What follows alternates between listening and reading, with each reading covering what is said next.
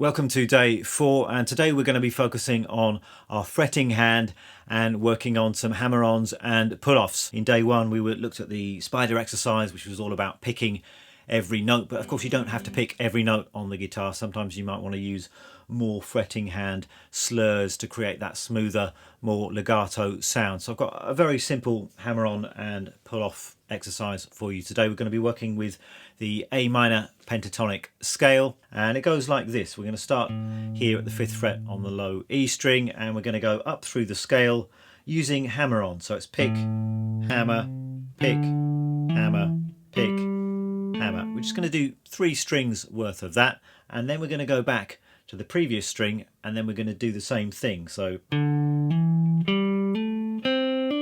3 strings, then back, 1, 2, 3, and then back again. So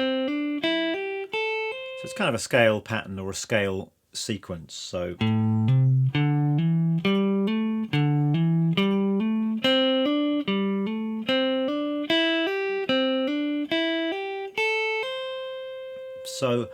focusing here on the quality of your hammer-on. So you want to slam down your finger with sufficient power to generate a nice sounding note. You don't need to overdo it. I think if you've got good technique, if you're hitting the string and the fret in the right place, then you get a nice clear note. You want it to be nice and loud. It's not going to sound exactly the same as a picked note, obviously, but you want it to sound fairly even.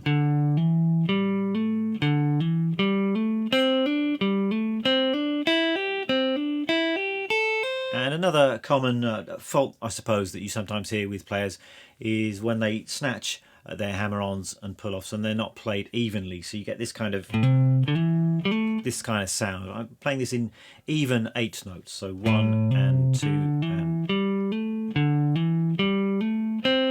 So you want to allow your first note time to ring before hammering on.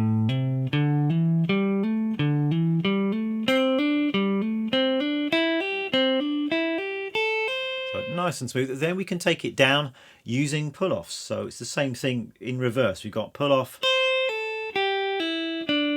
for 3 strings, then we're going to the previous string, 3 more, and so on down the scale. So that's the complete exercise. If I just put all of that together, we've got this.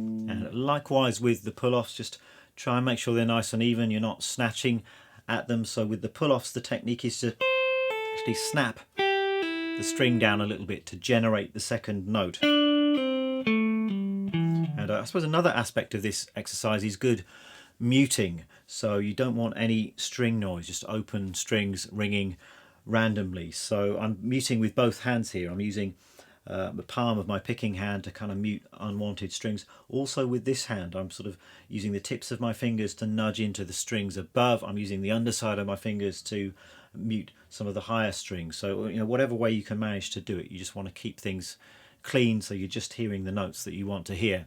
That's our basic exercise. For more of a challenge, you could take this through the rest of your pentatonic shapes. If you know all 5 of your pentatonic shapes, you can just take the same exercise up to the next position. So